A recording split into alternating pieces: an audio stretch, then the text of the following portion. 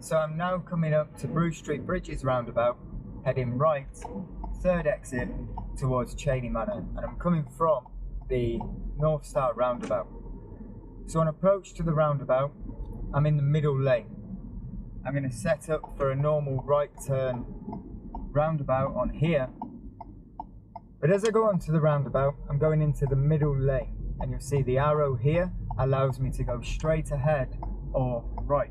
So I'm now going to follow this lane all the way around to the right. So just following these lines on my right hand side here, which take me then off into the left lane, allowing me to exit the roundabout in the normal driving lane. If I'd have approached in the right hand lane on approach to the roundabout, I would have ended up in the merge lane here, and I would have had to merge with the traffic in the normal driving lane. So preferably, we want to exit the roundabout in the left hand lane